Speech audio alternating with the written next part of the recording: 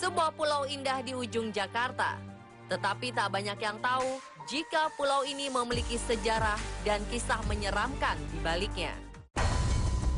Beberapa tanda kengerian melihat dari sejumlah kuburan dari prajurit Indonesia, tentara Belanda, dan mata-mata kelompok Nazi. Kisah tentang sosok noni Belanda yang sangat terkenal dan suka menampakkan dirinya di pulau ini semakin menambah aura menyeramkan di sini. Lalu seperti apa kisahnya? Pemirsa, ini kelanjutan cerita misteri series Pulau Ondrus bagian kedua versi On The Spot.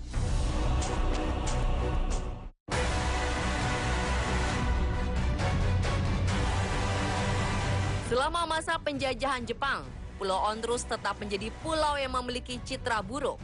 Pulau Ondrus menjadi penjara bagi para tahanan pada masa pendudukan tentara Jepang, baik dari pihak Belanda maupun dari orang Indonesia sendiri.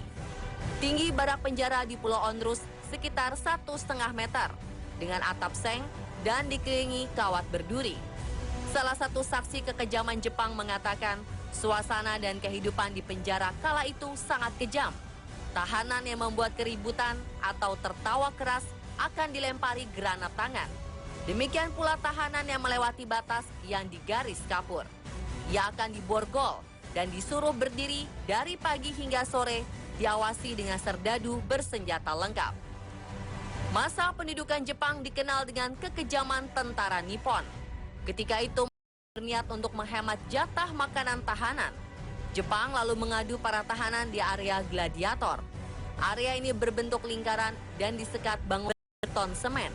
Para tahanan diadu untuk menunjukkan kekuatannya hingga tewas. Pemerintah mengasumsikan berkurangnya 1 tahanan saja, sama saja dengan menghemat pengeluaran logistik.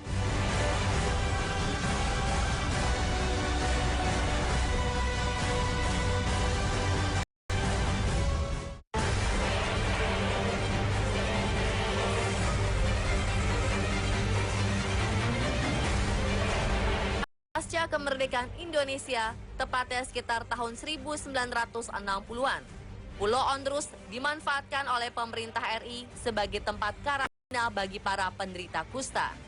Pada 1960 hingga 1965, pulau ini difungsikan sebagai tempat penampungan para gelandangan dan pengemis. Pulau ini juga dimanfaatkan sebagai basis perlatihan militer. Pulau Ondrus menjadi saksi sejarah lokasi eksekusi tokoh pemberontakan DITII, Sekar Maji Marijan Kartosuwiryo terhadap Negara Kesatuan Republik Indonesia dan membentuk NII, Negara Islam Indonesia di Jawa Barat.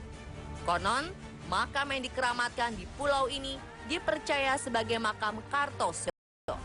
Jasadnya dikuburkan setelah dieksekusi pada 1964 oleh pemerintahan Soekarno. Terjadinya revolusi tahun 1965, yaitu pembersihan komunisme di tanah air, Pulau Ondrus menjadi terbengkalai dan dianggap tak bertuan. Hingga banyak aksi pembongkaran dan pengambilan material bangunan secara besar-besaran oleh penduduk sekitar pulau. Hal ini menyebabkan bangunan sejarah di Pulau Ondrus hanya meninggalkan puing-puingnya saja. Beberapa rumah dokter di sini dijadikan museum. Setelah 7 tahun dibiarkan saja, pada 1972, Gubernur DKI Jakarta Ali Sadikin mengeluarkan surat keputusan yang menyatakan Pulau Ondrus sebagai pulau bersejarah daerah Suaka Taman Purbakala Kepulauan Seribu.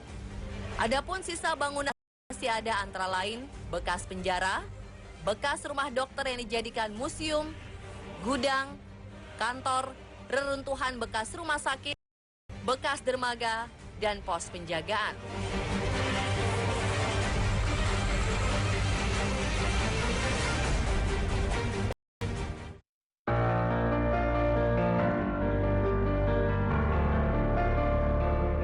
Di Pulau Ondrus, kita akan menemukan banyak makam tak bernama dengan bendera merah putih dipancangkan di dekatnya.